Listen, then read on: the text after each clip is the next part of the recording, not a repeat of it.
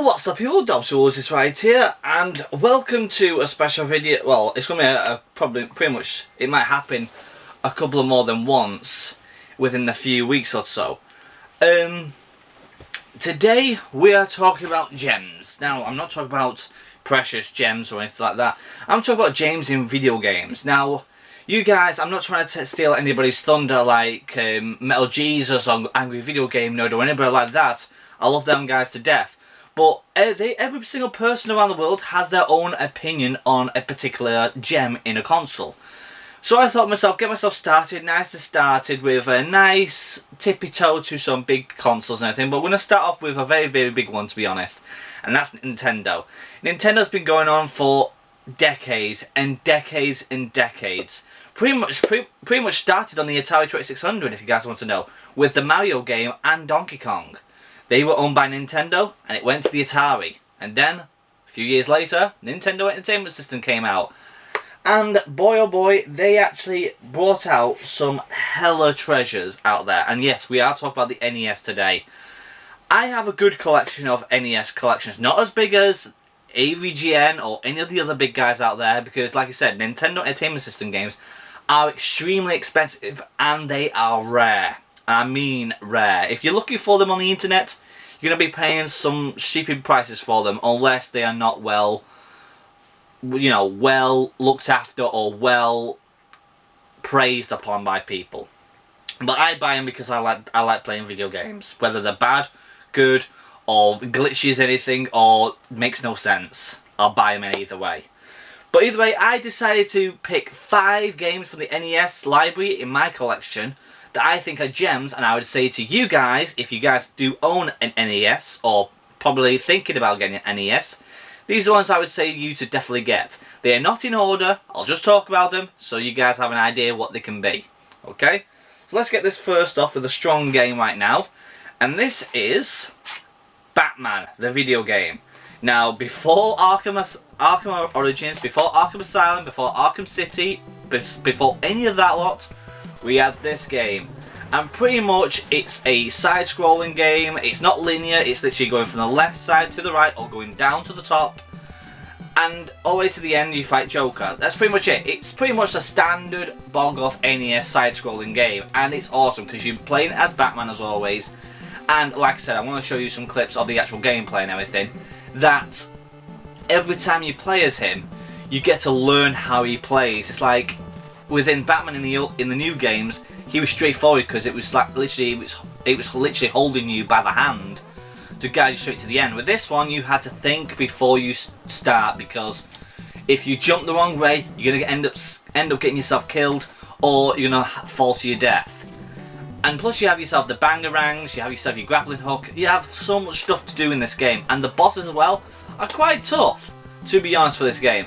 But boy oh boy, when you get to the final boss though, if you beat the Joker at the end, you deserve a medal because he is so freaking hard. So that's why I'd say definitely get this game. It's definitely a massive gem in my collection. Love it to death. I played it lots of times and I think it's one of my favourite games that I play on the NES. Now, just to let you guys know, before I carry on, I am not putting anything that is actually related to fully Nintendo. So if anything that's Mario, anything like that, I'm not putting on the list because everybody pretty much owned it. But anything else that was connected with Nintendo, I'll let off. But no Mario, because pretty much everybody owned Mario. Next up, a lot of people did own it, but nowadays they mainly disappear in our lives. And that's the very first Legend of Zelda, the golden cartridge. Everybody knows it because it was made out of gold. It was pretty much, everybody said, oh my god, it's made out of gold, it's a gold cartridge. And that's why it gave us so much luxury back in that day. And like I said, I was not born in the 80s. I was born in the 90s. So this never went in my life. I was mainly back in the Nintendo 64 edition when I played Ocarina of Time and Majora's Mask. But when I finally played this, years and years later, when I got my own NES and got this cartridge with it in a normal car boot sale, this was a freaking hoot to play. It was standard. Moving one area to the next, you could go to different type of dungeons if you decide to do it, if you want to make it harder for yourself. Getting every single item, every single flute, potion, the new swords, going through secret passageways. It's literally, there's a lot of things in this game that I have never actually ever found, even though everybody else knows where they are. I'm still looking for new places in this game, and it's so freaking cool, and it's awesome. There's nothing really much to talk about this game, because a lot of people know about this, a lot of people talked about it. Pretty much, you're Link trying to rescue Zelda from the monstrous Ganondorf, or Ganon, if you want to call him by the original name. So that's Legend of Zelda, the original. Next up, a very obscure game, and I actually really do love this game, and it is Swords and how do you pronounce that game again? Serpents. There we go. Sword and Serpents. Sword and Serpents, like you may think, Dungeons and Dragons, something like that. It's almost like that, but not really. It's hard to explain it because it was when I first purchased it, I thought myself it was going to be like Dungeons and Dragons or Gauntlet or anything like that. It was something completely different. It was like a bit like RPG with a bit of side-scrolling. Nice little story to start off with, and literally it's a unique game. There is other games that probably are similar to it and probably are better, but this one has a bit of good charm in it. And if you guys have not tried this out, like I said, I'll show you some clips of the game and everything. Please give it a go, because I don't think there's not a lot of them out there, because I don't even see them on eBay hardly anymore. If you do see them on eBay, get buying them, because it is a gem for my collection, to be honest. Next up, a game that is known by a lot of people. It made hundreds, maybe dozens of sequels, and it's the originator of it all. Shadow Warriors, Ninja Gaiden, or Gaiden, whatever you want to call it. This game is fucking hard. This is harder than a freaking prom night. Literally, I can't beat the game, okay? I can say it right now. I've never beaten this game, but I damn well try to beat it, and it's virtually impossible unless you have a game genie or a very good cheats or anything, unless you freaking own this game. It's literally Ninja Gaiden, but mixed with Castlevania, mixed with Mega Man, mixed with freaking, oh god, Space Invaders on Expert, Tetris on Expert, everything on it. This thing is unfair. It really is unfair. But if you do beat it, flipping heck, have yourself a medal, because it's extremely good when you beat the game, because you feel like you've achieved something. Because, boy oh boy, oh god, this is hard. Really, if you guys have no idea how hard this is, go and watch the Angry Video Game Nerds video, and also watch some other people rage quit this game. It is freaking hilariously funny, but so damn hard. But if you want to give it a go, please try and buy the copy of it, or if you can't, if you don't have an NES, try and find it on the internet, on the PC. I'm sure you can find an emulator for it. But my next one I'm picking, my final one, my number 5 that I picked, of course, is Castlevania 3 Dracula's Curse. To me, this is the gem of them all from all the Castlevanias. Yes, I think this is also another gem besides other Castlevanias from other consoles. But on the NES, there's only 3 NES games that were connected to Castlevania. There was 1, 2, Simon's Quest, and there was the 3rd one. This is the prequel, number 2 was a sequel, and number 1 was the originator. But this had so much potential than the other 2. The first one was pretty much a side-scroller from the left to the right, straight to the end to fight Dracula. That was simple. Number 2 was longer. However, that had a bit more of a soft touch for me, because it was pretty much my very first Castlevania game I ever played.